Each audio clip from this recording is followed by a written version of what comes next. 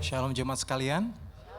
Ya, mari kita bersukacita bersama-sama, kita rindu untuk datang menikmati hadirat Tuhan di tempat ini. Mari kita satukan akan hati kita. Bapa yang di surga, kami mengucap syukur kalau Kau hantar kami di tempat ini. Kami menikmati bagaimana Engkau memelihara kami sepanjang minggu ini. Dan kami tahu Bapa Surgawi, di tempat ini kami mau mengucapkan syukur berterima kasih kepadamu. Betapa Engkau baik, betapa Engkau luar biasa dengan kasih setiamu. Sekalipun mungkin kami seringkali tidak setia, tapi Engkau tetap setia.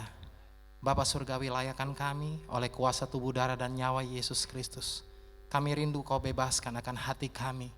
Untuk kami membuka hati kami, Roh Kudus-Mu bekerja di tempat ini, di setiap kami. Terima kasih Bapa Surgawi, Engkau berkuasa sepenuhnya di tempat ini. Dan segala kuasa yang tidak besar di damai sejahtera-Mu kami hancurkan, tolak patahkan dalam nama Yesus Kristus kami berdoa. Haleluya. Amin.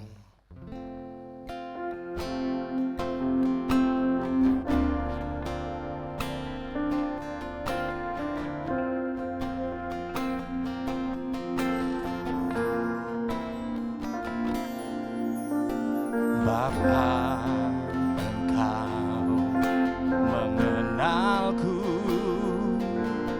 lebih dari siapapun. Engkau tahu ceritaku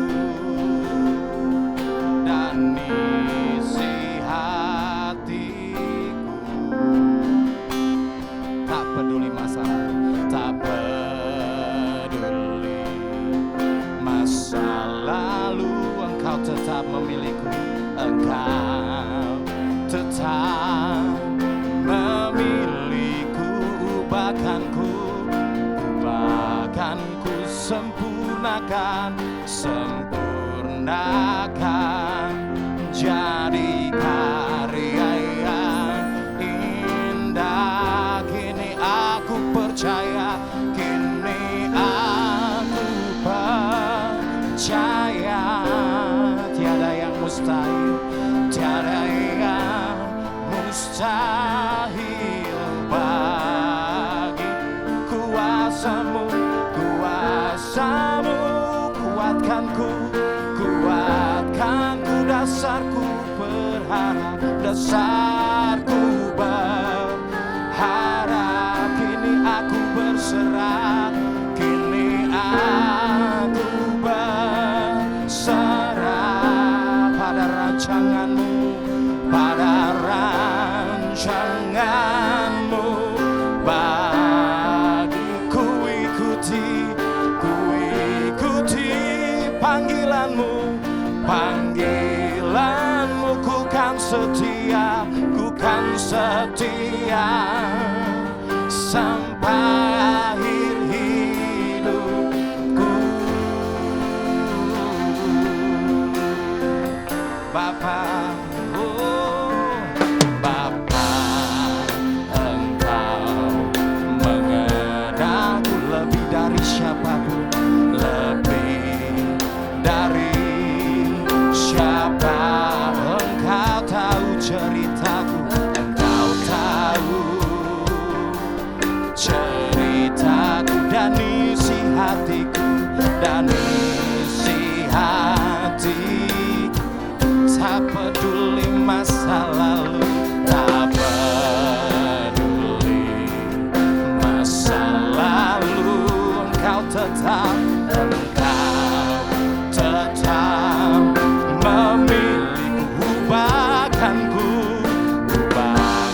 ku sempurnakan, jadi karya yang indah, jadi karya yang indah. Kini aku percaya, kini aku percaya, tiada yang mustahil, tiada yang mustahil bagi kuasa-Mu, kuasa-Mu. Kuatkanku, kuat dasarku berharap. Oh, kini aku berserah.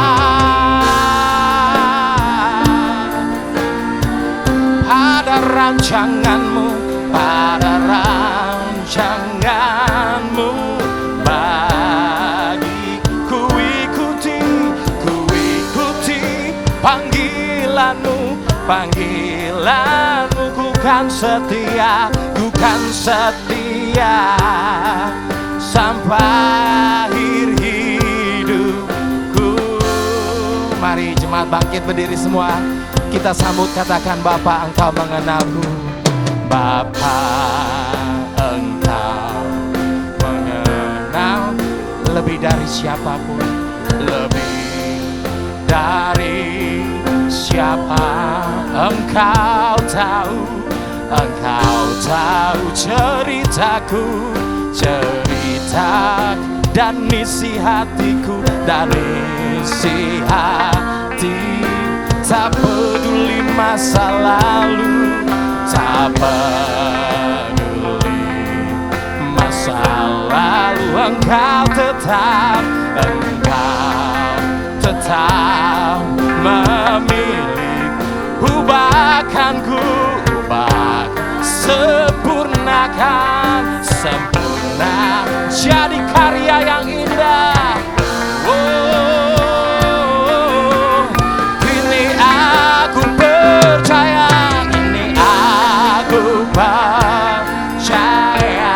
tiada yang mustahil, tiada yang mustahil. Kuasamu kuatkan ku, dasarku percaya, kini aku berserah.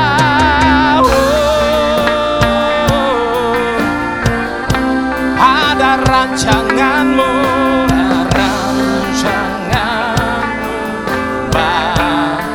ku ikuti panggilanmu. Ku kan setia sampai akhir hidupku. Dengan segenap hati katakan, kini aku percaya, kini aku bahwa hati kami percaya padamu Bapa. Tiada yang mustahil bagimu, sebab Engkau berkuasa untuk hidup kami. Kau menguatkan kami, sebagai dasar kami berharap. Kini aku berserah, kini aku berserah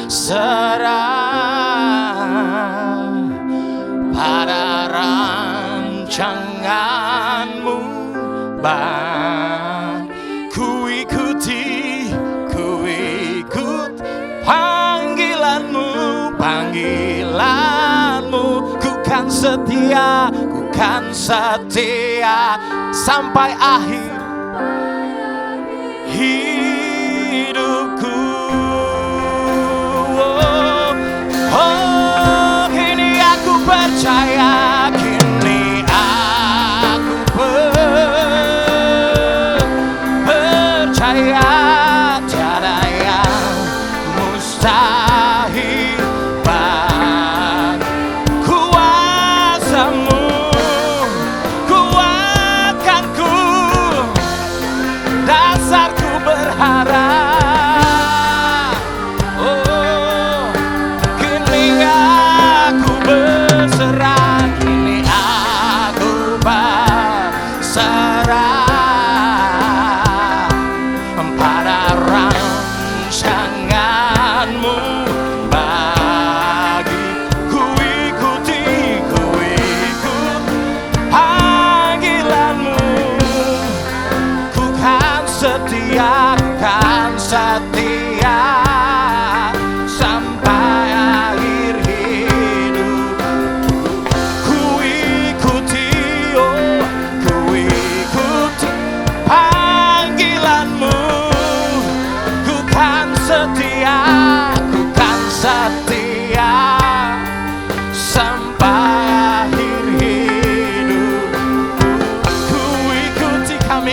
Bapa, ku ikuti panggilanmu.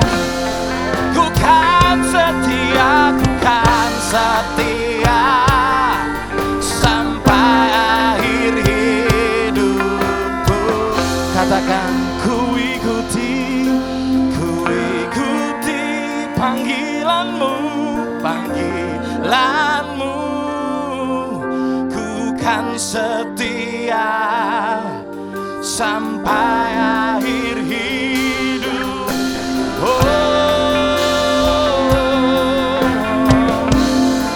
Kami mendengarkan panggilanmu, Kau Bapa yang setia. Haleluya. Glory Hosana. Kami naikkan sembah syukur kami kepadamu. Hosana, Kau selamatkan kami sekarang. Kau Bapa yang setia,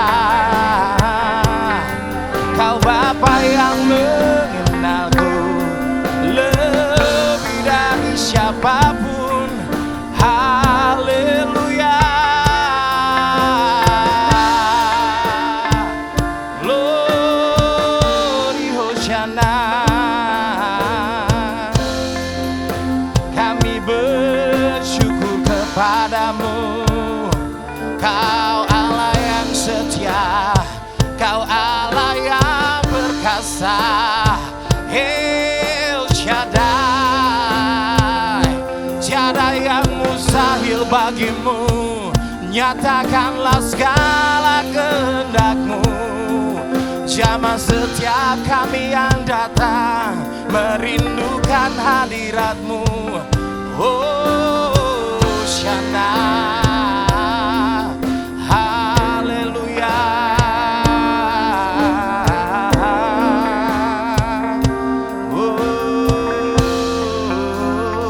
Sembah Dia, panggil Dia. Sebab Kau Bapa yang sungguh teramat baik,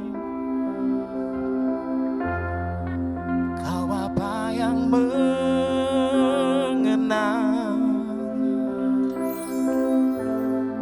setiap hati kami.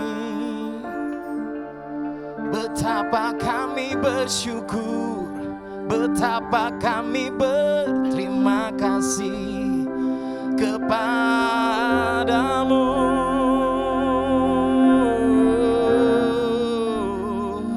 Kau layak terima sembah puji hormat kekal selamanya. Bawa hati kami menyembah, bawa hati kami memuji. Jemaat, panggil namanya, panggil nama yang penuh dengan kuasa, panggil namanya Yesus. Apapun saat ini beban yang kau hadapi, apapun pergumulan yang sedang kau hadapi, Dia hadir di tempat ini. Kalau tembok Yeriko pernah rubuh oleh karena pujian dan sembah, kalau pernah penjara Filipi terbongkar oleh karena pujian dan sembah, naikkan sembah, panggil namanya Yesus. Yesus penuh dengan kuasa, hadiratnya nyata di tempat ini. Haleluya.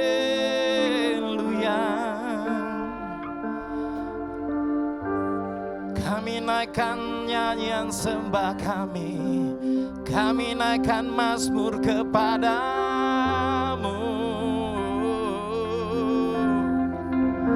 Sebab Kau senang mendengar kami anak-Mu memuji segala kebaikan-Mu di dalam hidup kami. Kami Kami rindu naikkan pujian sembah. Haleluya. I sing praises to your name, oh Lord. I sing praises to your name, oh Lord. Oh Lord, praises to your name, oh Lord. Oh, your name is great, for your name is great and greatly to be. Then I sing praises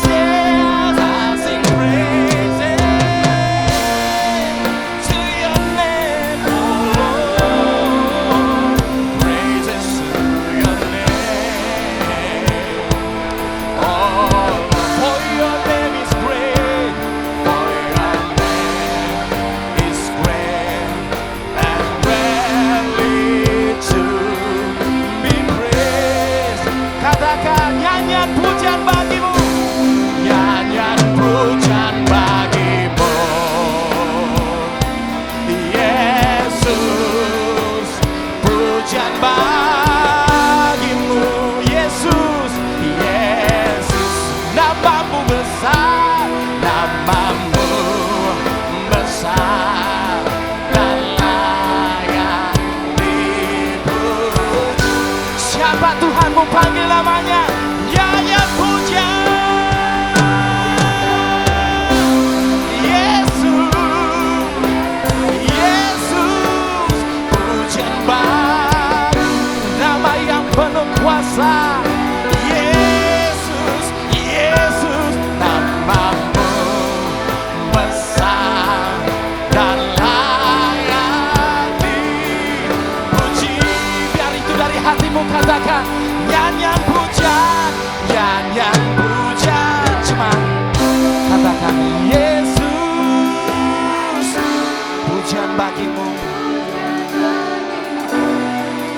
nama di atas segala nama, Tuhan di atas segala Tuhan, Raja di atas segala Raja, Yesus Kristus Tuhan. Panggil dia, katakan nyanyian pujian bagimu, nyanyian pujian bagimu, Yesus. Pujian bagimu, pujian bagimu, Yesus, Yesus. Namamu besar, namamu besar dan layak dipuji. Dengan senang hatimu, nyanyian pujian, nyanyian pujian.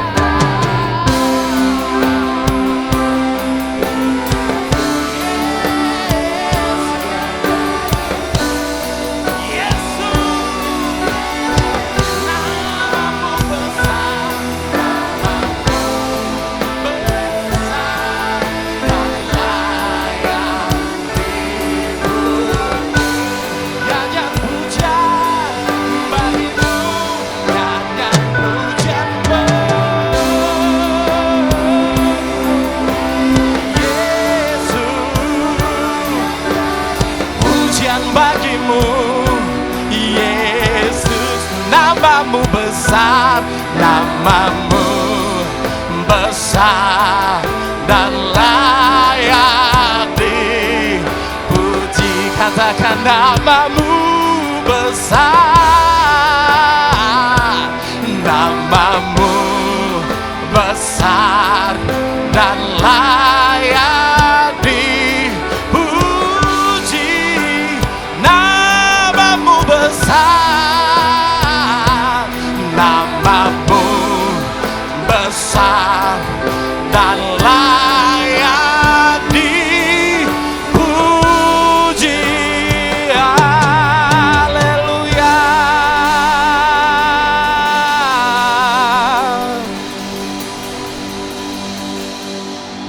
Sebab namamu layak dipuji dan disembah.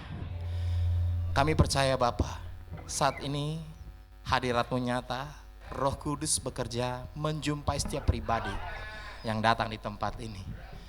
Kami percaya dan kami menikmati kuasa hadirat-Mu. Yang sakit disembuhkan, yang berbeban berat dilepaskan, yang terikat belenggu dihancurkan dalam nama Yesus Kristus. Dan kami tabiskan ibadah kami di dalam nama Bapa, Putra, dan Roh Kudus.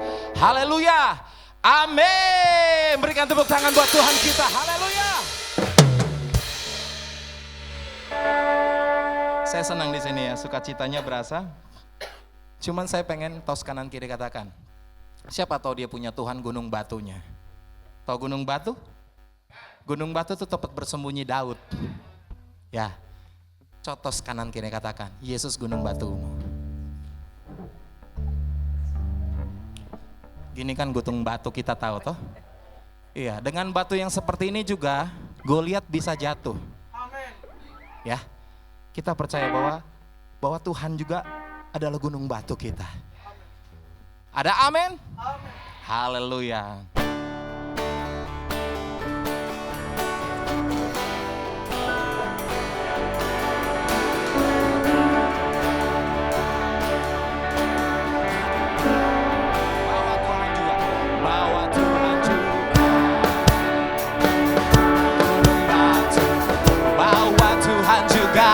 Bawa Tuhan juga kota benteng, bawa Tuhan juga penolongku, yaitu Allahku dan gunung batu. Bawa Tuhan juga, oh, gunung batu. Bawa Tuhan juga, kota bentengku, bawa Tuhan juga, penolongku, yaitu Allahku, dan gunung batu. Katakan aku percaya akan Dia. Berlindung, aku percaya. Tanduk selamatku, aku percaya. Sang perisai, tempat perlindungan. Yo cuma semua, hey, bawa Tuhan juga. Gunung batuku, bawa Tuhan juga, kota bentengku, bawa Tuhan juga, penolongku, yaitu Allahku, dan gunung batu. Yang perempuan saja aku percaya.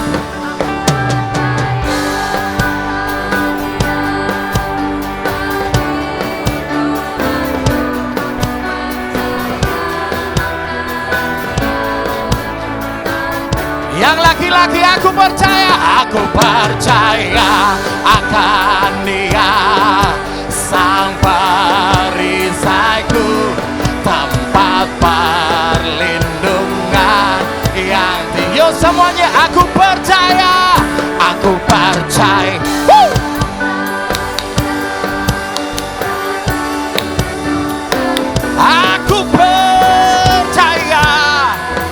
Tanduk selamatku, oh aku percaya. Sang perisai, tempat perlindungan, tempat perlindungan, tempat perlindungan, ya tempat perlindungan, tempat perlindungan yang tinggi. Haleluya. Siapa yang percaya di sini? Saya kuat. Suara itu kedengeran? Kedengeran atau mungkin? Oke, kedengeran ya. Siapa yang percaya di sini? Kalau berkat Tuhan itu bukan cuma buat kita, Berkatnya itu buat kita, anak kita, cucu kita. Lambaikan tangan, katakan amin. Haleluya. Sebab begitu besar kasih Allah pada kita. Begitu besar kasih Allah pada kita. Berkatilah anak cucu kita di mana-mana. Tuhan mengubah miskin dan menjadi kaya. Dia merendahkan dan meninggikan. Berbahagialah bagi orang yang percaya. Anak cucunya tidak akan meminta-minta. Karena Allah. Haleluya, amin. Tiada yang mustahil, tiada yang mustahil bagi orang percaya. Amin. Begitu besar kasih Allah pada kita. Diberkatilah anak cucu kita di mana-mana. Amin. Tuhan mengubah miskin dan menjadi kaya. Dia merendahkan dan meninggikan juga. Mari yang berbahagia bernyanyi. Berbahagialah bagi orang yang percaya. Anak cucunya tidak akan meminta-minta. Karena Allah menggenapi firman. Tiada yang mustahil bagi orang percaya. Berbahagialah bagi orang yang percaya. Anak cucunya tidak akan meminta-minta. Oh, karena Allah menggenapi firman. Tiada yang mustahil bagi orang percaya. Tiada yang mustahil bagi orang percaya. Tiada yang mustahil bagi orang percaya. Haleluya. Ada amin? Amin. Tiada yang mustahil bagi orang percaya. Ya, silakan jemaat duduk kembali.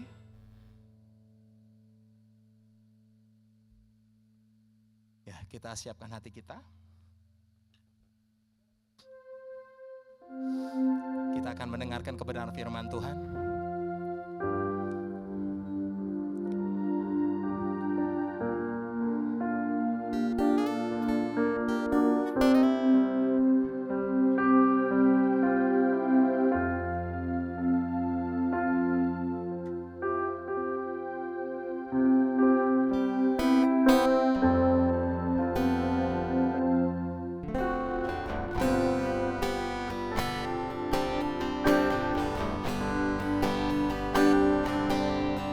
Kusiapkan hatiku Tuhan untuk dengar firman-Mu saat ini.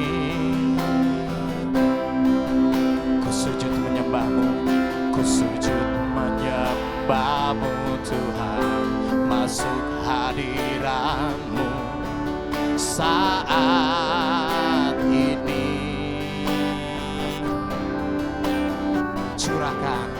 Curahkan urapan-Mu Tuhan bagi jemaat-Mu saat ini. Saat ini ku siapkan hatiku, Tuhan, untuk dengar firman-Mu. Katakan firman firman-Mu Tuhan. Firman-Mu Tuhan tiada berubah, tiada berubah. Dahulu sekarang, selama-lamanya tiada berubah. Firman-Mu Tuhan, penolong hidupku, penolong hidupku. Kusiapkan hatiku, kusiapkan hatiku Tuhan, untuk dengar firman-Mu, untuk dengar firman-Mu. Mari kita sambut firman Tuhan, kita bangkit berdiri. Kusiapkan hatiku, kusiapkan hatiku Tuhan, untuk dengar firman-Mu saat ini. Ku sujud menyembah, ku sujud menyembah-Mu Tuhan, masuk hadirat-Mu saat ini. Curahkan urapan-Mu, curahkan urapan-Mu Tuhan, bagi jemaat-Mu saat ini. Saat ini kusiapkan hatiku Tuhan, untuk dengar firman-Mu. Mari kita buka hati kita, firman-Mu Tuhan, firman-Mu Tuhan, tiada berubah. Dahulu sekarang, selama-lamanya tiada berubah. Firman-Mu Tuhan, penolong hidupku, penolong hidup. Kusiapkan hatiku, kusiapkan hatiku Tuhan, untuk dengar firman. Dengan hatimu katakan, firman-Mu Tuhan kepada hamba-Nya. Firman-Mu Tuhan, tiada berubah. Dahulu sekarang, tiada berubah.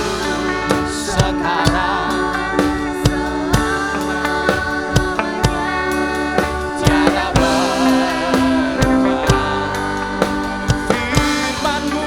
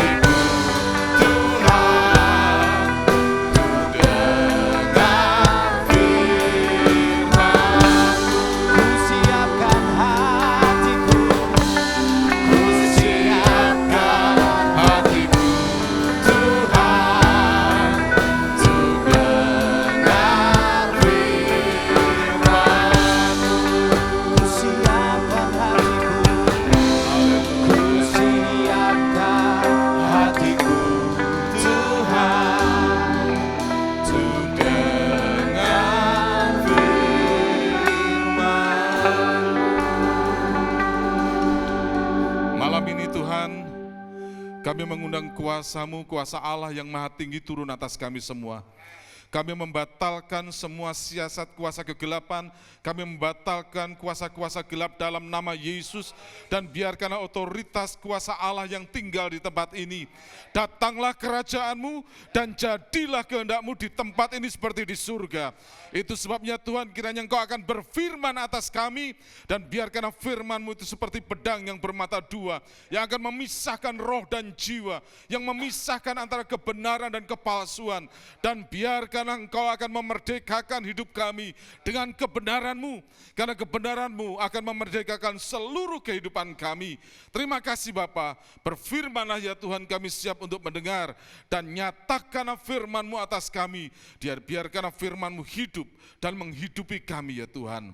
Dalam nama Yesus kami berdoa, haleluya, amin, amin. Silakan duduk saudara. Salam, selamat malam. Bagaimana kabar saudara? Luar biasa? Amin? Amin? Haleluya.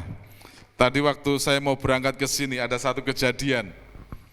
Saya pikir iblis tidak akan bisa mengambil damai sejahtera yang Tuhan berikan buat kita. Jadi saya biasa dalam perjalanan sama istri, saudara tahu kalau saya perjalanan ke sini biasa berdua, santai, menikmati musik di mobil, kemudian sambil berdoa. Tapi kemarin istri saya bilang, saya rasa ada sesuatu, saya harus ikut. Dia bilang, waktu berangkat saya merasa bahwa ada sesuatu. Tapi saya bilang sama Tuhan, tidak ada sesuatu yang bisa menghentikan kasih karunia-Mu. Jadi waktu berangkat, di perempatan di Kediri, saudara, sementara lampu merah, semua mobil berhenti, saya berhenti juga. Dan tiba-tiba jedar, mobil saya ditabrak dari belakang. Dan saya bilang sama istri turun, dan kemudian saya juga kasihan orang yang nabrak, dan sebenarnya urusannya lebih mahal dia daripada saya. Kenapa? Karena radiatornya pecah, dan kemudian saya tahu bahwa itu ada bengkok juga. Nah, belakang saya juga saya lihat, oh bodinya, oh nanti bisa dikenteng lah kan gitu, saudara ya. Damai sejahtera, saya tidak mau damai sejahtera diambil dalam situasi seperti itu. Saya bilang sama istri saya keluar, kemudian orangnya, ini bagaimana Pak, ini bagaimana, sudahlah gini aja, tidak usah urusan polisi, saya mau pelayanan, kami mau pergi. Jadi lalu gimana? Sudahlah, kamu percaya saya, dan saya percaya sama kamu. Kasih KTP-mu, dan kemudian istri saya, minta KTP-nya. Nah, saya bilang, ya sudah, pokoknya minta aja KTP-nya. Nanti urusannya di belakang lah, saya bilang. Dan damai sejahtera saya tidak hilang, saudara. Amin. Karena iblis coba untuk curi damai sejahtera, tapi enggak bisa. Dulu pernah juga, di perempatan Kediri juga, saudara. Lagi berhenti saya juga, ditabrak sama truk Fuso, yang tua, yang depannya itu ada benjolan gede itu saudara, juga ditabrak, belakang hancur, dan supirnya mengatakan, oh Pak begini, saya enggak punya begini, sambil nangis-nangis. Saya bilang, ya mana KTP-mu, urusan di belakang. Kemudian ketemu saya di Denpasar, saudara tahu ada terminal truk di sana, di kargo situ, dan dia kasih uang ke saya. Dia kasih uang, saya pikir ya sudahlah, saya terima, saya pikir untuk servis kan gitu. Sampai di rumah, sebelum sampai di rumah, saya sama istri makan mie ayam di pinggir jalan. Sementara saya makan mie ayam, hati saya tidak ada damai sejahtera mengenai uang ini, saudara. Gelisah sekali. Dan Roh Kudus bilang sama saya, balikin duitnya. Malam itu saya cari orangnya, di terminal kargo truk-truk itu, saya cari sama istri jam berapa? Setengah 11 malam. Jam setengah 11 malam saya cari supirnya, dan kemudian ketika ketemu, saya bilang, Pak, sini Pak. Ini uang yang Bapak kasih ke saya, Tuhan bilang, tak balikin. Sudah tahu, dia sujud-sujud nangis, dan saya bilang, ya kamu mengucap syukur sama Tuhan Yesus. Karena Tuhan Yesus yang menyuruh saya. Sebagai manusia saya mau duitnya, kan gitu ya. Tapi Tuhan suruh. Dan saya melihat ucapan syukur yang luar biasa dari orang itu. Jadi saudara, damai sejahtera tidak bisa diambil dari apapun juga. Amin. Jangan pernah damai sejahtera mengambil hidup saudara. Ya kan? Iblis itu gampang mengambil damai sejahtera dari hidup saya dengan segala macam cara. Apa yang saudara cintai, iblis bisa mengambilnya dan damai sejahtera saudara hilang. Jangan sampai damai sejahtera saudara hilang. Makanya saya datang ke sini dengan penuh sukacita dari Tuhan. Haleluya, saya bilang gitu saudara ya. Haleluya, saya bilang. Istri saya bilang, nanti urusannya di belakang lah, Mas. Dia bilang, lupain aja dah. Yang penting adalah damai sejahtera dari Tuhan. Nah, malam ini saya ingin berbagi kepada saudara. Beberapa minggu saya bergumul dengan perumpamaan yang Tuhan Yesus berikan kepada kita dalam kitab Matius pasal yang ke-13 antara ilalang dan gandum. Mungkin saudara sudah mengetahui ini, tapi saya melihat ada satu kebenaran yang luar biasa. Kenapa Tuhan Yesus sampai menyampaikan perumpamaan ini?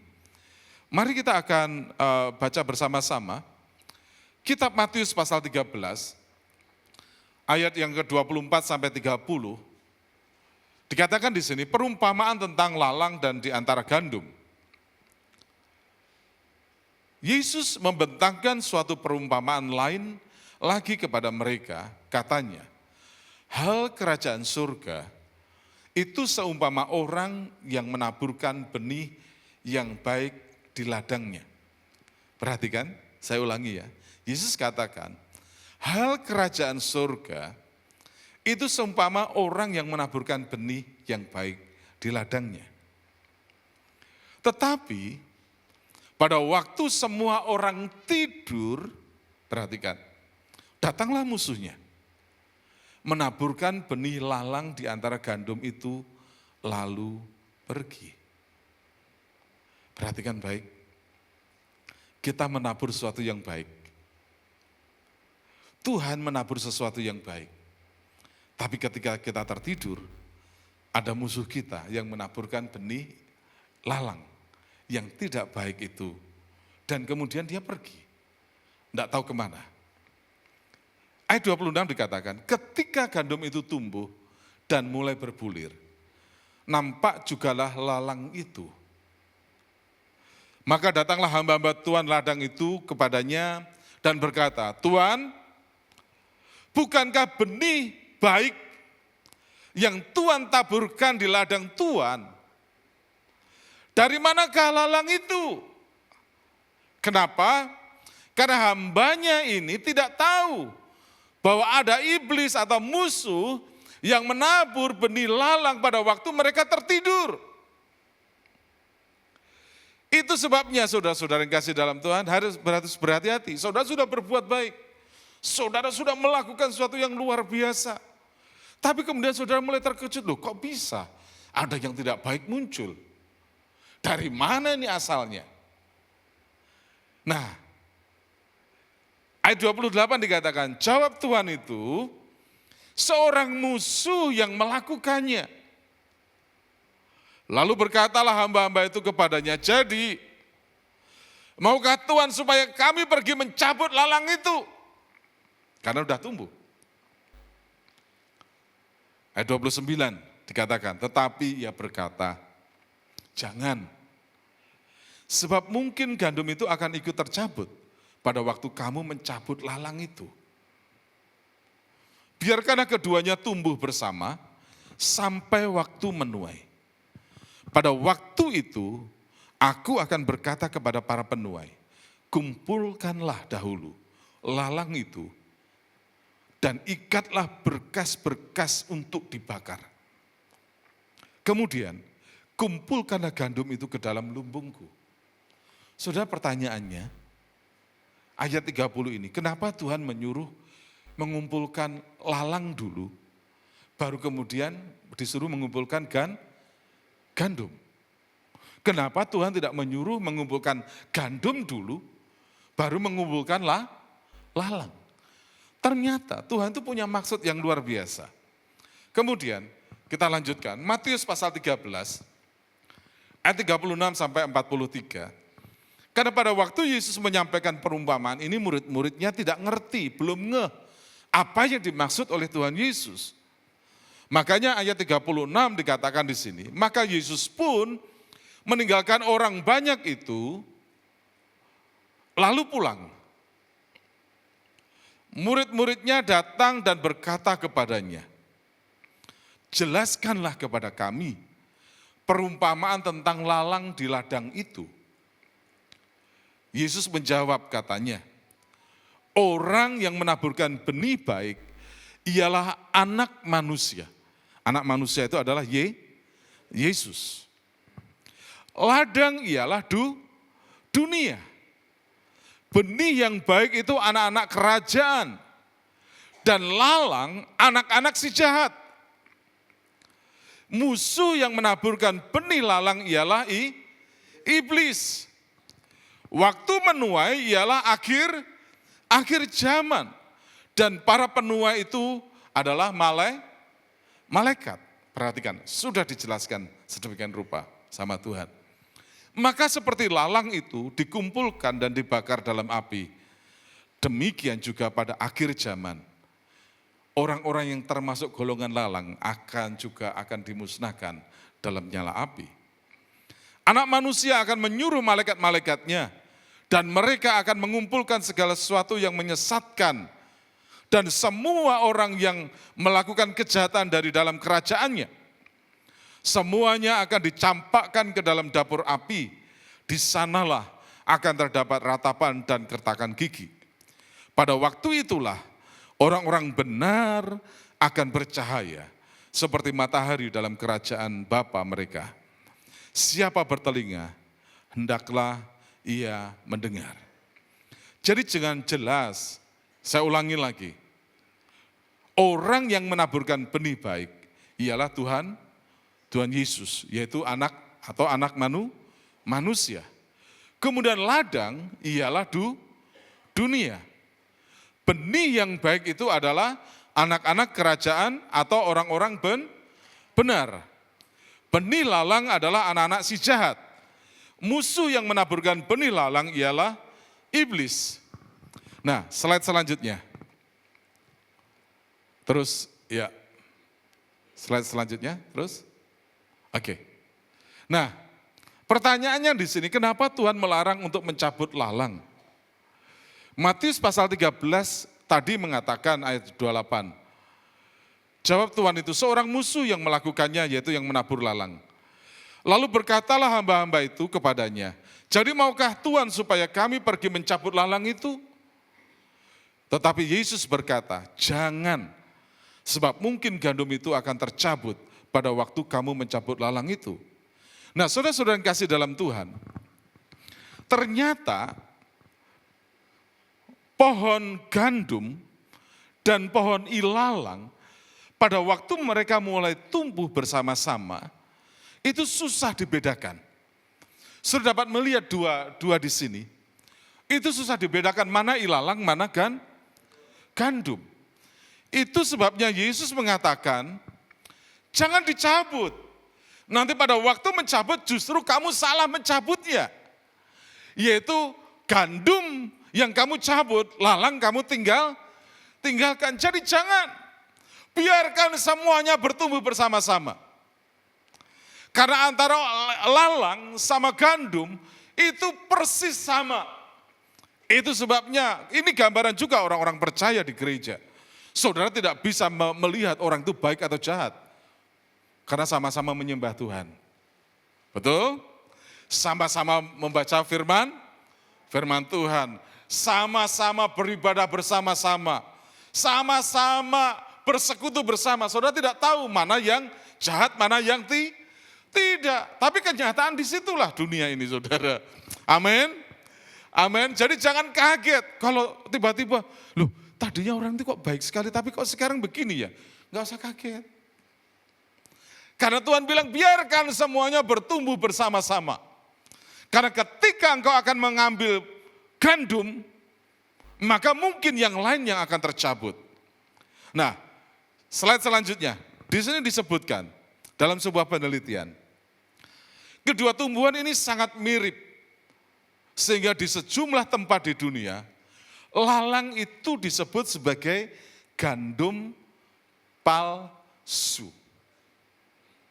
Jadi pertanyaan saya adalah, ada orang Kristen lalang, ada orang Kristen gandum. Yang tumbuh bersama-sama, saudara. Nah, siapa gandum, siapa lalang, kita tidak akan pernah tahu. Karena warnanya masih sama. Pada waktu tumbuh bersama-sama, semuanya sama. Kita tidak bisa membedakan dan juga kita tidak bisa menghakimi. Karena semuanya sama.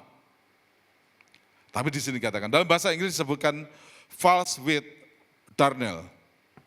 Kemiripan kedua tumbuhan ini terutama di awal pertumbuhannya. Dan mulai berbeda ketika bulir-bulir gandum muncul, batang berbulir pada lalang, temulintum lebih kurus dari gandum. Warna gandum menjadi kecoklatan ketika ranum, sedangkan lalang menjadi berwarna hitam.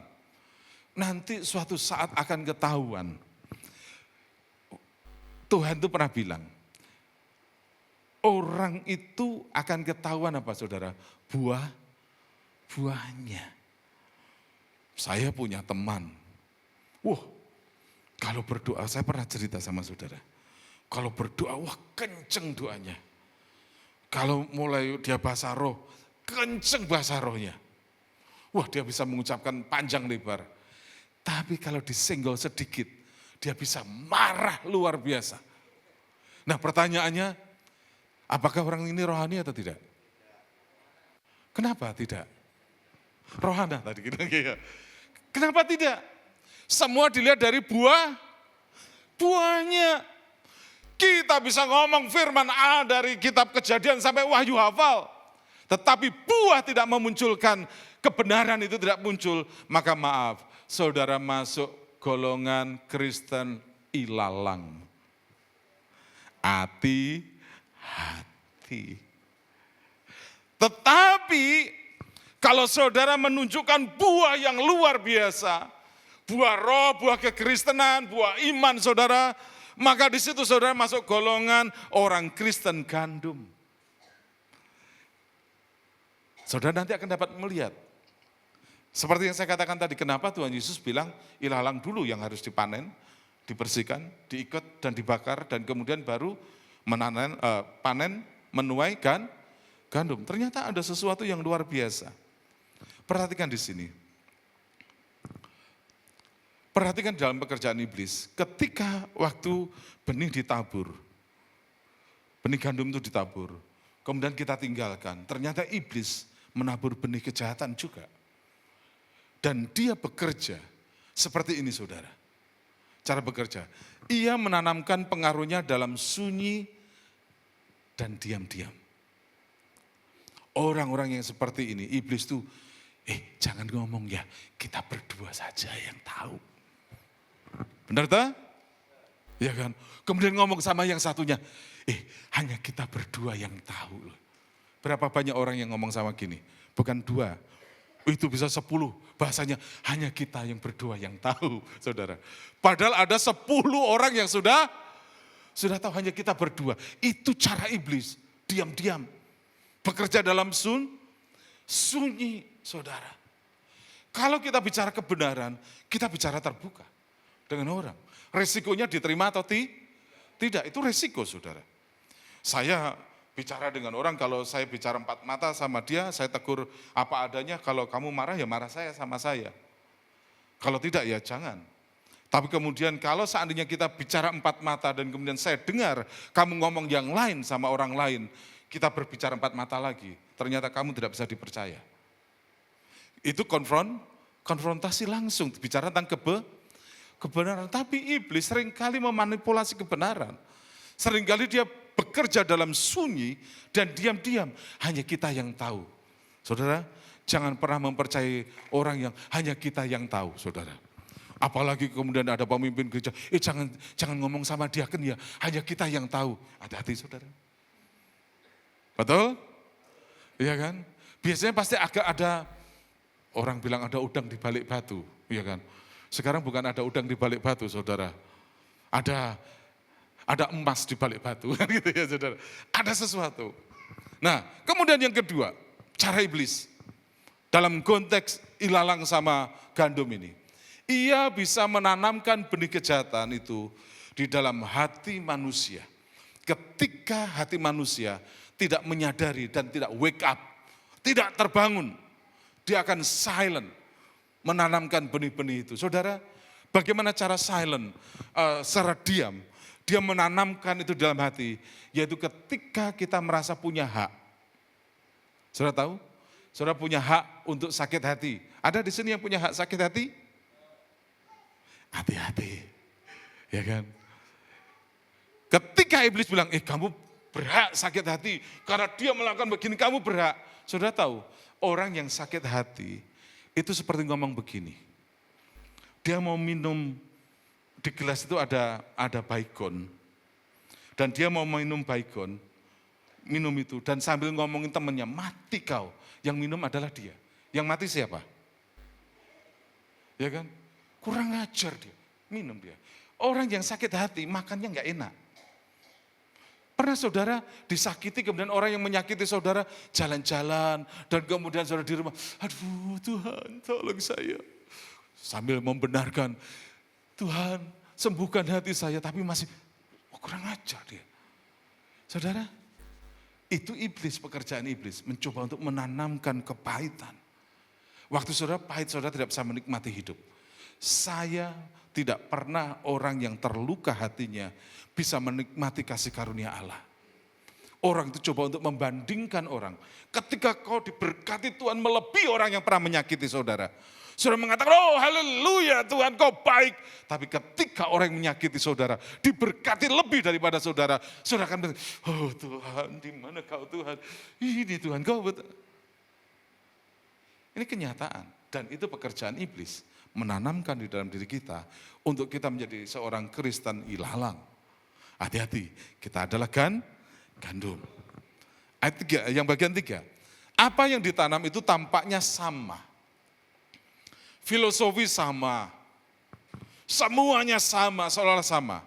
Tetapi ilalang yang nyaris sama dengan gandum itu berbeda pada akhirnya. Saudara, jangan terkecoh dengan penampilan yang pertama. Saudara, hubungan itu jauh. Prinsip saya begini saudara. Kalau saya bangun hubungan, saya ingin hubungan itu tidak hanya 1 hari 2 hari. Saya memikirkan sampai kalau bisa 10 tahun, 20 tahun, 15 tahun dan lain sebagainya. Kenapa? Karena buat saya, hubungan itu berkat. Itu keluarga saya. Makanya waktu saya melayani saudara-saudara saya di Bali, di beberapa desa, saya mengadopsi beberapa desa. Itu bukan ladang pelayanan saya. Itu adalah keluarga saya. Sehingga waktu saya datang ke sana, bukan ada orientasi pengen ladang. Tapi ini adalah keluarga saya. Makanya di beberapa desa saya masuk itu bagian keluarga saya. Sampai hari ini mungkin 15 tahun saya sama istri ke situ, itu bagian keluarga saya. Oleh karena mereka percaya, saya bisa memberitakan Injil apa saja. Saudara, kalau saudara tidak kenal sama orang itu ngomong sama saudara, saudara bisa tersinggung kan kalau tidak cocok, betul ya? Tapi kalau saudara dekat sekali sama orang itu, dia mau ngomong A sampai Z, saudara tidak akan tersinggung. Kenapa? Karena dekat. Saya punya teman, beliau itu seorang pendeta senior di Jakarta. Karena begitu dekat pelayanan kami bersama-sama, waktu kami sama-sama mengajar di sekolah teologi ya. Satu kali dia telepon saya, dia bilang, Wan, aku mau ke Denpasar, mau ketemu. Oh ya, datang aja ke kantor. Sampai di kantor, saudara tahu apa yang terjadi? Dia marah-marah. Wan, kamu nggak tahu ya, kamu begini, kamu nggak tahu ya. Dia tuh begini, sampai dia ungkapkan kemarahannya. Setengah jam mengungkapkan kemarahannya. Dan saya dengar. Dan setelah selesai, saya tanya, udah selesai? Udah. Udah lega? Sudah, aku tak balik ke Jakarta ya. Saudara, 60-70% kalau orang bisa mengungkapkan setiap unek-uneknya, itu 60-70% bebannya itu hilang. Tapi perlu ada teman yang bisa percaya mendengar. Ini yang perlu kita mendengar. Jadi waktu dia marah, maaf ya, kadang-kadang mengungkapkan kata-kata kasar, maaf. Pendeta kalau sudah enggak kuat saudara, enggak bisa cerita sama jemaatnya, enggak cerita apalagi dia seorang pemimpin, enggak bisa ngomong sama stafnya. Dia datang dan, Wan kamu enggak tahu ya Wan, oh dia tuh kurang ajar, dia tuh nyakit saya. Kamu enggak tahu ya, dengan semua kemarahannya. Dan saya dengar aja, udah selesai, setengah jam, sudah enak, udah. Berdoa enggak? Enggak berdoa saudara ya. Enggak berdoa. Perlu doakan enggak? Enggak, aku sudah ringan Wan, kan gitu ya saudara. Saudara, karena dekat saudara. Makanya perlu sekali, karena ilalang sama gandum itu nyaris sama. Yang membedakan adalah kepercayaan. Ketika ilalang itu enggak mudah percaya. Tapi seolah-olah dia percaya. Tapi gandum itu selalu dapat dipercaya. Nah, orang yang sudah dikuasai iblis, bisa saja tampak berbuat baik, perhatikan. Ia bisa ikut beribadah, dan bisa juga perkataannya selalu mengutip firman Allah, nyaris sama seperti orang-orang benar yang beribadah kepada Tuhan, dan kehidupannya sehari-harinya sulit dibedakan dengan kehidupan orang-orang benar. Mampukah kita membedakan mana orang-orang jahat, mana orang-orang benar? Kadang-kadang kita tidak bisa. Yang bisa kita lakukan adalah kita berserah sama Tuhan. Karena waktunya tiba, Tuhan yang akan berurusan. Ingatlah, Tuhan tidak akan pernah tinggal diam. Dia tahu kapan dan waktunya. Jangan menunggu sampai akhir zaman. Kalau akhir zaman pasti, tapi setiap orang itu akan melihat, akan menerima buah yang apa yang dia perbuat. Kemudian yang kedua, kehidupan yang saling berkaitan. Ketika tanaman tersebut mulai berbulir, maka akan lebih mudah untuk membedakannya.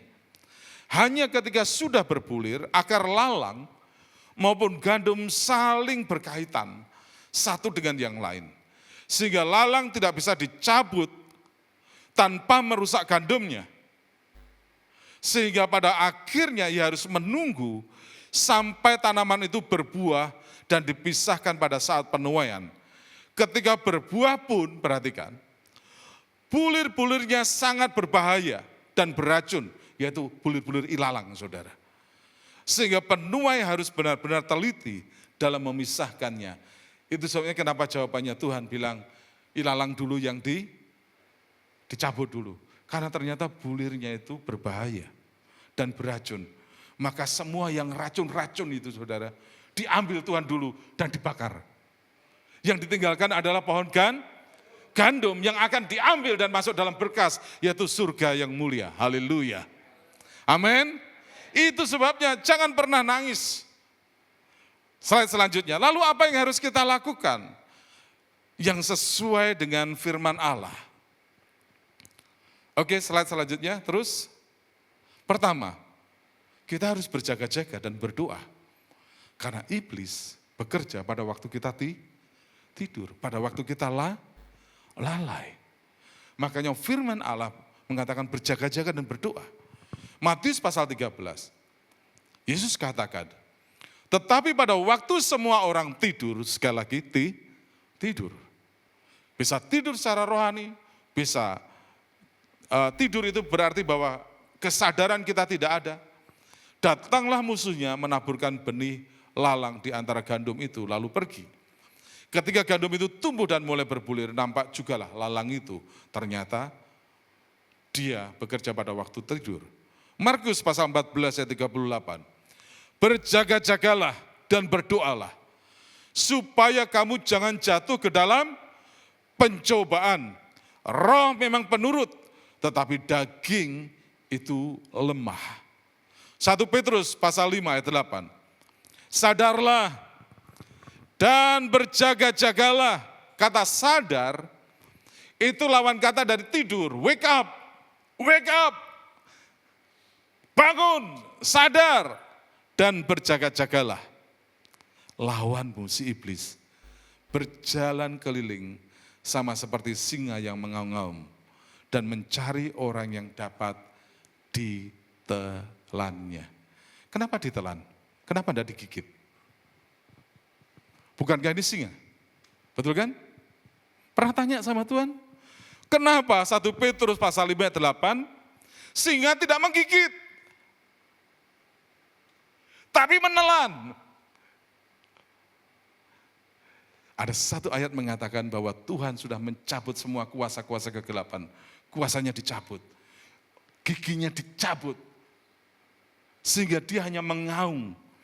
Waktu mengaum orang takut, ditelan sama dia. Intimidasi, mengaum itu selalu bicara intimidasi. Makanya serangan-serangan yang terjadi itu seringkali berhubungan dengan intimidasi. Melalui perkataan-perkataan digaung-gaungkan sampai orang takut, sampai orang tidak berdaya, dan kemudian ditelan. Itu sebabnya seringkali kalau kita tidak berjaga-jaga dan berdoa, mudah sekali kita diintimidasi. Mudah sekali kita dipengaruhi. Itu sebabnya salah satu hal yang harus kita lakukan adalah harus berdoa.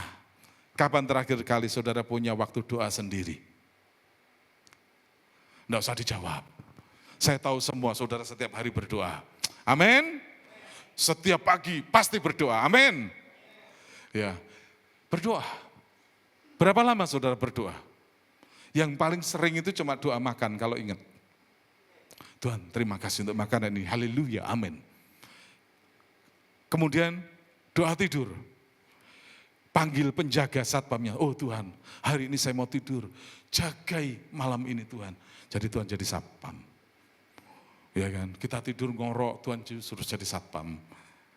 Berdoa itu berkomunikasi dengan Tuhan. Ya saya katakan, bertanyalah kepadaku, maka aku akan menjawab engkau. Jadi ketika saudara berkomunikasi dengan Tuhan, apa yang saudara tidak tahu, ngomong sama Tuhan. Kalau saudara takut, ngomong sama Tuhan. Tuhan saya ini takut mengenai ini, Tuhan saya begini. Ngomong sama Tuhan. Maka Tuhan akan menjawab. Disitulah yang disebut dengan berdoa. Amin. Pakai bahasa saudara sendiri.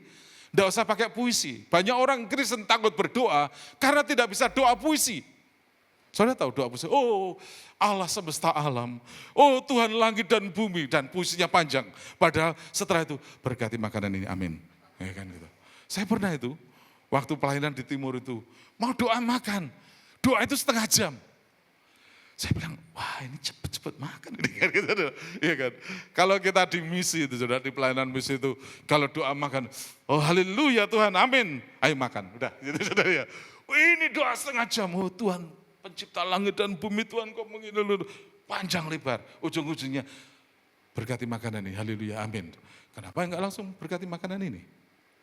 Nah berdoa, itu berkomunikasi dengan Tuhan. Ngomong sama dia. Kadang-kadang kalau saya sama Tuhan itu, berdoa juga enggak ada liturginya saudara. Saudara, kalau saudara cinta sama anak saudara ngomong dengan model kayak apapun, saudara menerimanya kan? Allah juga sama. Jadi ketika saya mau dudukkah, mau berbaringkah, mau apakah, saya ngomong sama Tuhan. Saya bilang, Tuhan, aku kangen loh Tuhan. Ngomong dong Tuhan. Tuhan, aku capek.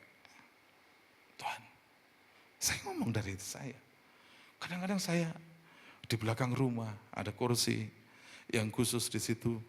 Saya di pagi-pagi, kadang-kadang tengah malam di situ, kadang-kadang pagi-pagi jam 3 pagi. Di situ saya ngomong sama Tuhan. Kalau saya bilang stres, saya ngomong sama Tuhan. Tuhan, aku ini stres Tuhan. Aku nggak ngerti harus gimana Tuhan. Ya tolonglah. Nah kadang-kadang saya kalau doa sama Tuhan, saya ingat Tuhan itu tidak pernah salah menyebut nama. Tidak pernah memanggil saya John, itu tidak pernah. Karena nama saya Iwan. Dia tidak pernah salah, kecuali saya seringkali salah panggil nama anak saya. Saudara yang punya anak, Pernah salah panggil nama anak saudara ya? Pernah kan? Tuhan tidak pernah salah. Makanya ketika saya berdoa, saya bilang, Tuhan, aku Iwan. Kamu tahu kan Tuhan? Saya ngomong. Karena setiap kali dia bicara, dia panggil nama saya, Iwan. Meskipun nama Iwan bukan nama asli saya, itu nama kecil saya. Tapi itu dipanggil, itu seperti ibu saya memanggil saya. Seperti bapak saya memanggil saya. Saya bilang, Tuhan ini Iwan, kamu tahu kan? Saya tidak pernah berdoa sama Tuhan, Tuhan ini loh hambamu. Enggak pernah, saudara-saudara.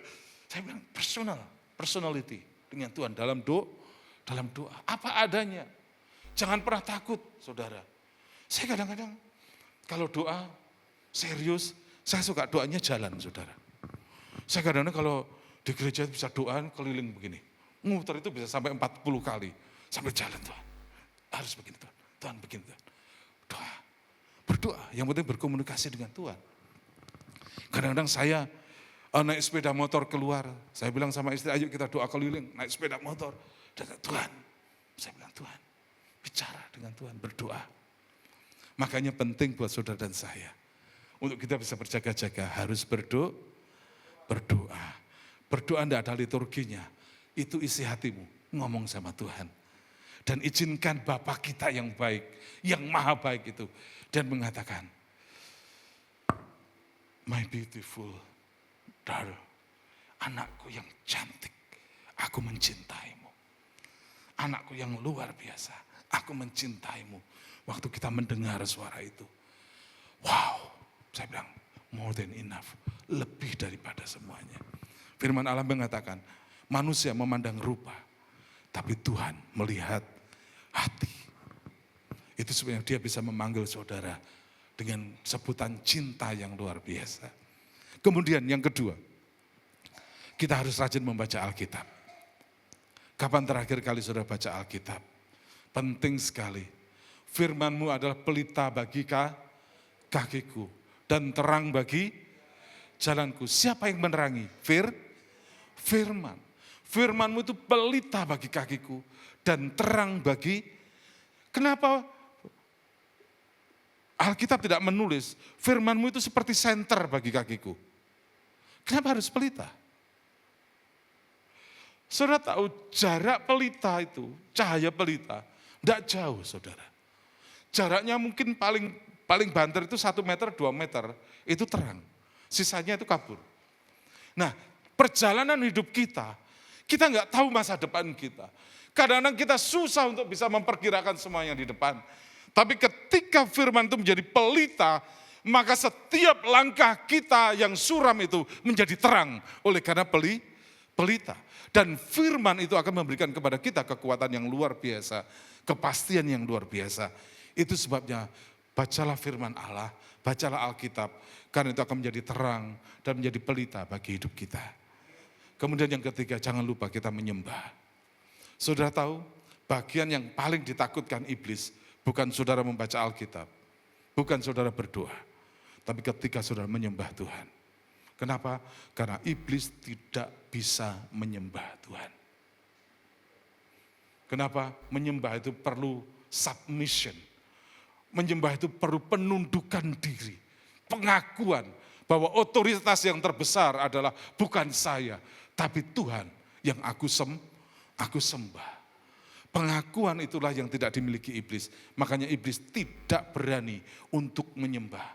Makanya ketika Tuhan dicobai yang ketiga, untuk dia supaya mendapatkan semua harta di dunia ini. Kemudian Yesus ngomong sama iblis, mengatakan hanya Tuhan yang patut disembah. Kenapa? Karena untuk menerima seluruh harta di dunia dia harus menyembah setan. Tapi Yesus katakan hanya Tuhan yang patut disembah. Dan iblis kemudian langsung pergi. Kenapa?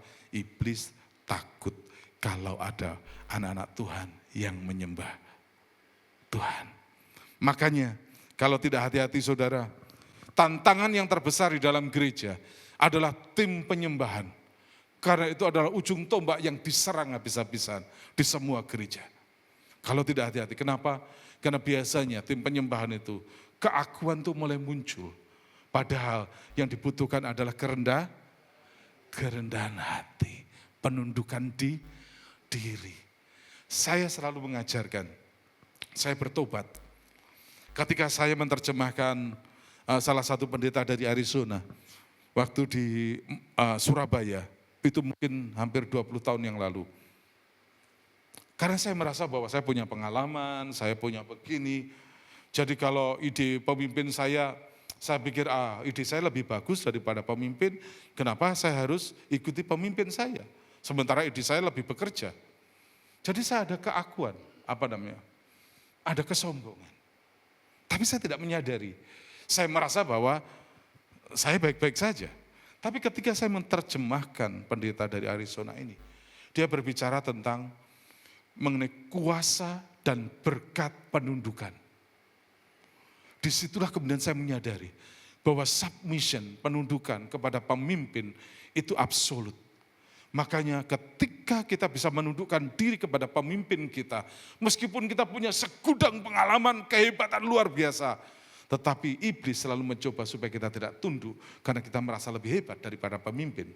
Tapi ketika kita menundukkan diri kepada pemimpin, maka disitulah berkat Allah dan kuasa Allah mengalir. Dan saya mengalami dengan luar biasa. 20 tahun lalu saya bertobat. Meskipun sudah pendeta saudara. Saya bertobat. Dan saya bilang saya tunduk kepada pemimpin. 100%. Dan benar, itu berkat, urapan, kasih karunia, pengembangan semuanya Allah lakukan dengan luar biasa. Makanya penting, iblis akan mengajarkan banyak orang untuk tidak tunduk kepada sebuah kepemimpinan.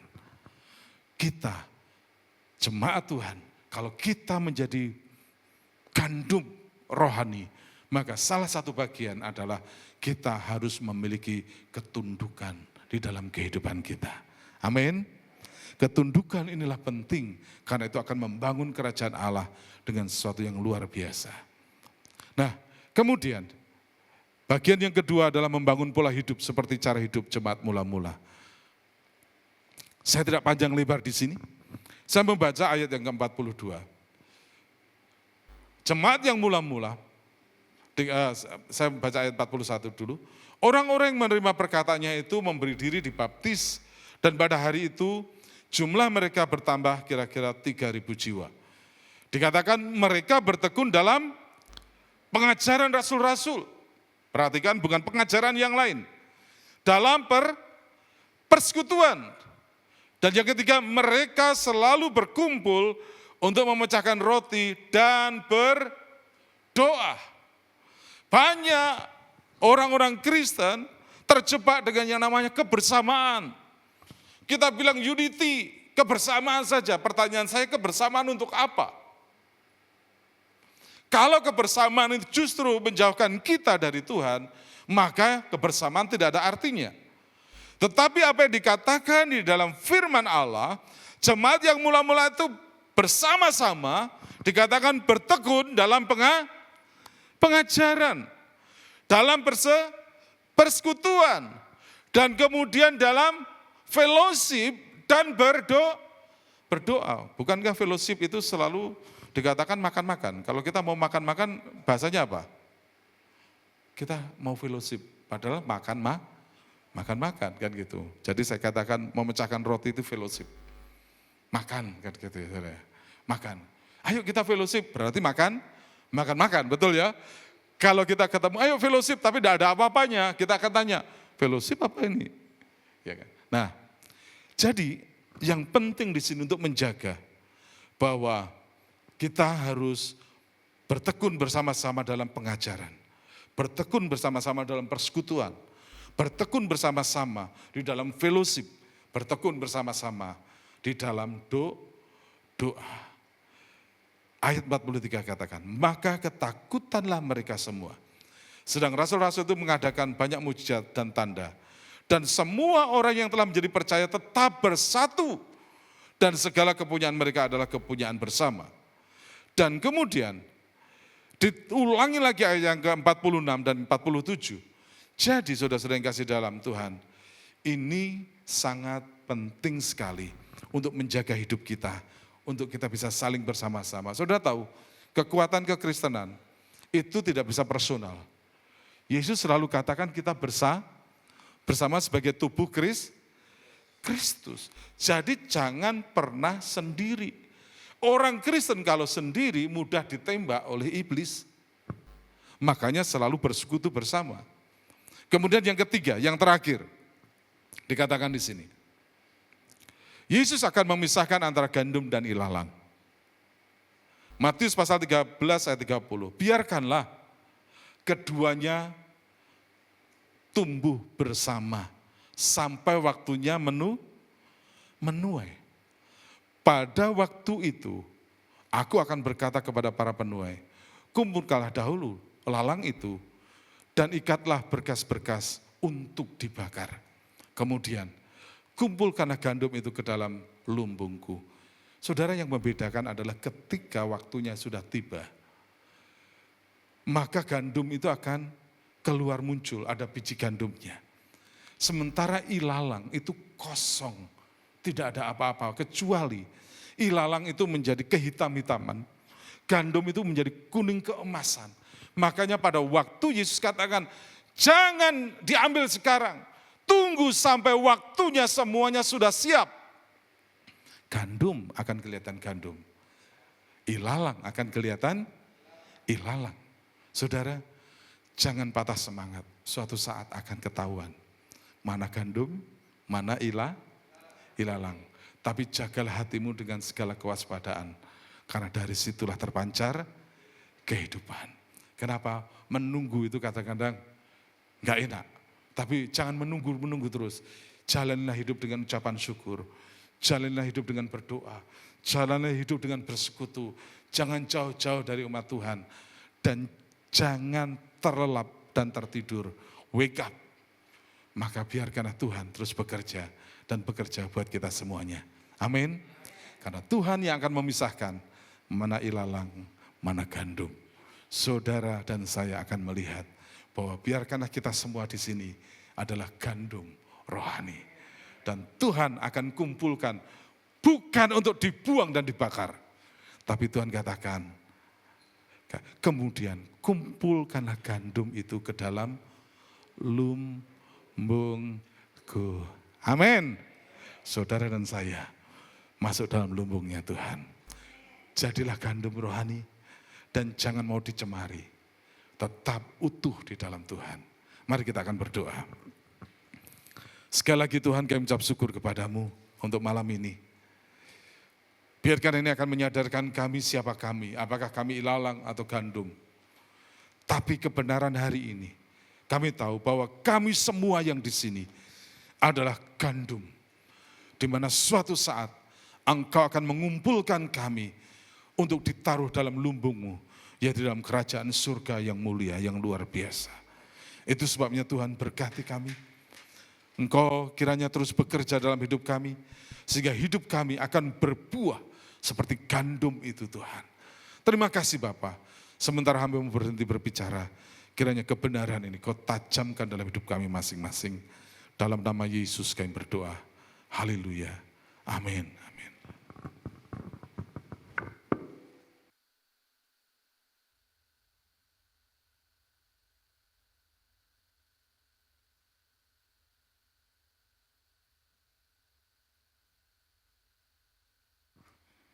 Haleluya. Siapa yang diberkati oleh kuasa firman Tuhan? Ya, puji Tuhan kita diberkati oleh firman Tuhan. Dan saat ini kita juga akan siapkan hati kita untuk memberikan yang terbaik kepada pekerjaan rumah Tuhan, kepada yang bertugas untuk mempersiapkan diri.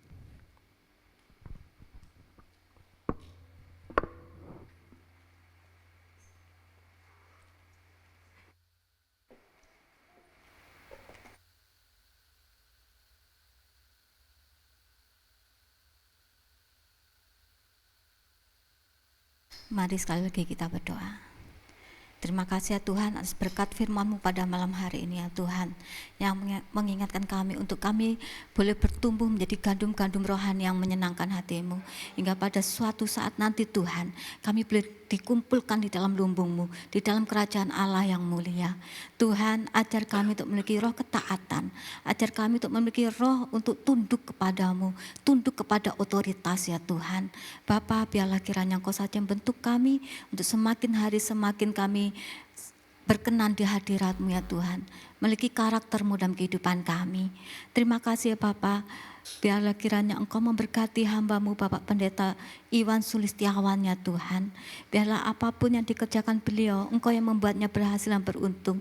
Dan sebentar perjalanan pulang ke Denpasar Tuhan, Kau sertai, Kau sampaikan di tempat dengan selamat, tidak kurang suatu apapun.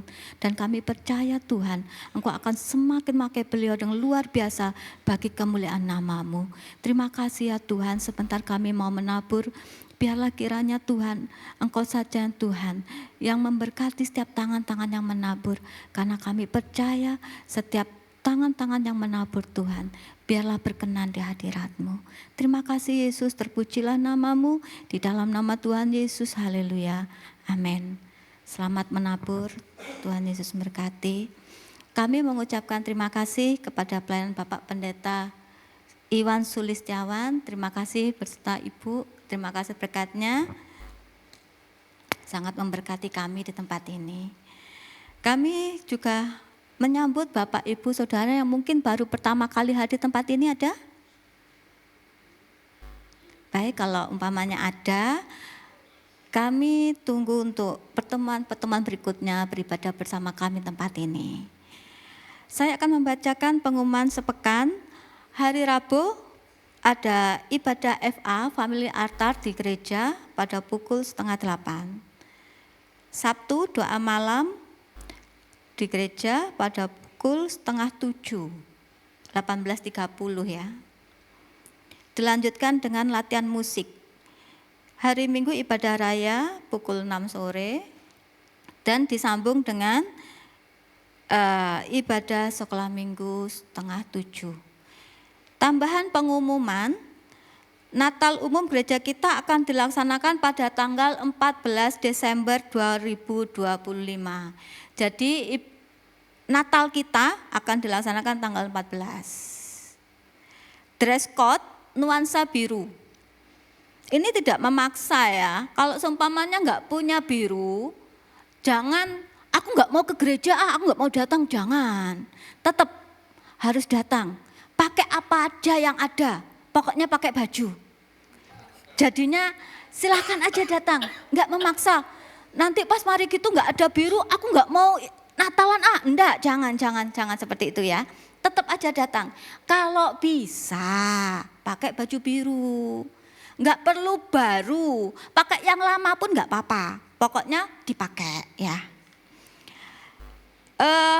Natal disertai dengan pembagian door prize, dan bagi Bapak Ibu Saudara yang mungkin memiliki kerinduan untuk berpartisipasi, bisa untuk berpartisipasi menyumbangkan door prize ya, maksudnya itu bisa diserahkan kepada Ibu PDP Santi. Kalau yang belum kenal nanti orangnya biasanya di depan pintu ya, bisa kenalan ya. Diserahkan kepada Ibu PDP Santi paling lambat tanggal 12 Desember. Ini untuk Natal umum. Dan masih kita buka aksi Natal bagi Bapak Ibu Saudara yang rindu atau tergerak mengambil bagian di dalam pelayanan menabur. Taburan ini suka dan rela. Tidak ada paksaan, menabur dengan sukacita dan kerelaan. Enggak ada batasan, terserah mau mengambil bagian berapapun terserah. Bisa diserahkan kepada bendahara gereja yaitu Ibu Levi. Kalaupun enggak juga enggak apa-apa. Enggak usah berkecil hati, aku enggak bisa, enggak usah. Enggak perlu kayak gitu. Karena Roh Kudus adalah roh yang membawa sukacita dan kemerdekaan, terserah. Bapak Ibu Saudara mau ambil bagian apa enggak, ini untuk yang rindu. Jadi enggak maksa. Natal sekolah minggu akan diadakan hari Jumat tanggal 19 Desember 2025 pukul 4 sore. Jadi Bapak Ibu Saudara yang memiliki putra putri nanti jangan lupa dibawa Natal sekolah minggu tanggal 19. Kita menyediakan undangan.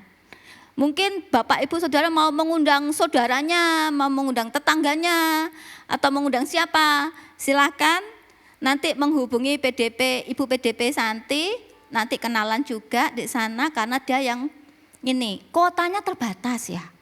Kotanya terbatas jadinya harus daftar. Mau pamannya mau ngundang berapa orang itu nanti laporan dulu. Kita data dulu supaya enggak berlebih. Disediakan juga door prize bagi anak-anak sekolah minggu. Demikian pengumuman, Tuhan Yesus memberkati.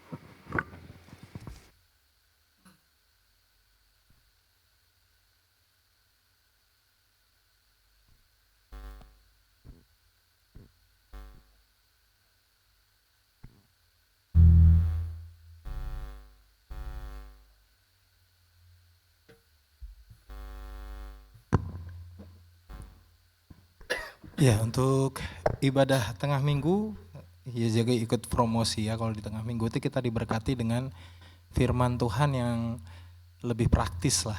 Mungkin kalau bisa dibilang, kalau kita di ibadah raya itu diberikannya makan daging ya. Cuman kalau mungkin di hari-hari itu kita perlu juga makanan-makanan yang ya minimal bisa bikin kenyang lah. Kalau bangsa Israel kan ada makan burung puyuh, mungkin kita makan mana juga perlu ya tiap hari. Jadi kadang-kadang kalau saya pikir itu jemaat itu membutuhkan firman Tuhan itu di tengah minggu, butuh persekutuan juga. Jadi saya terkadang itu di hari Rabu saya ikut family altar dan juga di Sabtu ya, berkumpul bersama dengan saudara-saudara seiman dan saling menguatkan.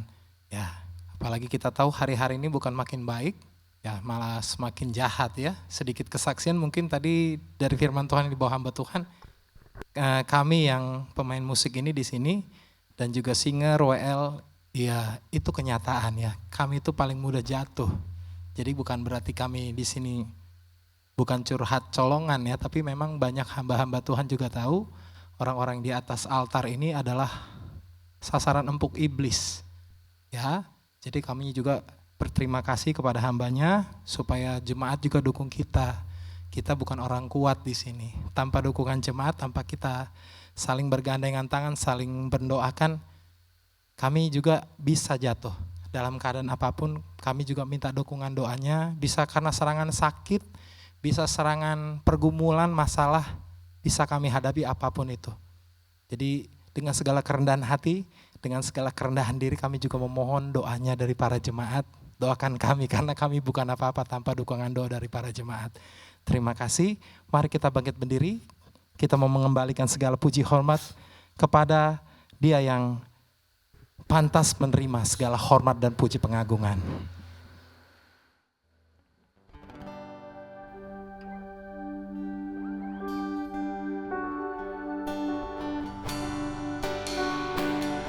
Sebab Kau layak terima segala hormat pujian, haleluya. Kami kembalikan segala puji hormat kepadamu, Raja di atas segala raja.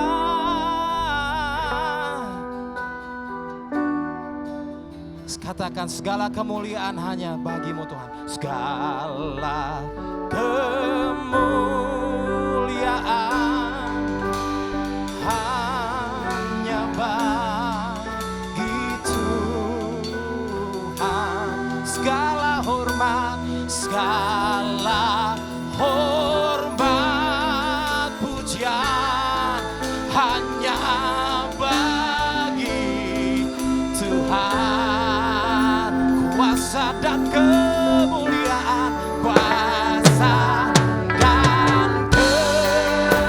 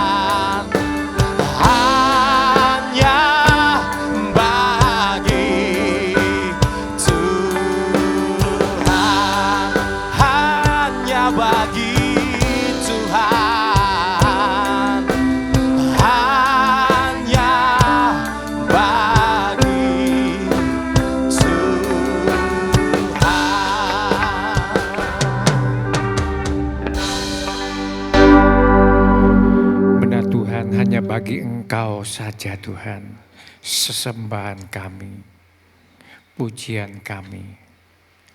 Dan istimewa Tuhan pada saat malam hari ini, kami terberkati dengan penyampaian firman Tuhan yang sudah Engkau sampaikan melalui hamba-Mu Bapak Pendeta Iwan Setiawan. Tuhan Yesus berkati beliau. Apa yang dikerjakan, Tuhan membuat berhasil. Dan sebentar kembali bertolak ke Denpasar. Sepanjang perjalanan, Engkau sertai hingga sampai di tempat, tidak kekurangan sesuatu apapun juga. Dan suatu saat kami masih merindukan kebersamaan lagi. Terima kasih Bapa firman Tuhan pada saat malam hari ini. Membuat mata rohani kami tercelik. Agar kami menjadi orang-orang Kristen yang gandum. Bukan ilalang Tuhan. Karena kami senantiasa berharap dengan segala kelakuan kami, dengan segala karakter kami, kami boleh menyatakan bahwa kami adalah anak-anak Tuhan yang gandum, bukan ilalang. Itulah sebabnya Tuhan kami senantiasa berseru, berdoa kepadamu agar senantiasa Engkau menyertai kami, agar senantiasa Engkau memperkenankan diri kami untuk menjadi anak-anak Tuhan yang layak. Terima kasih Bapak, terima kasih.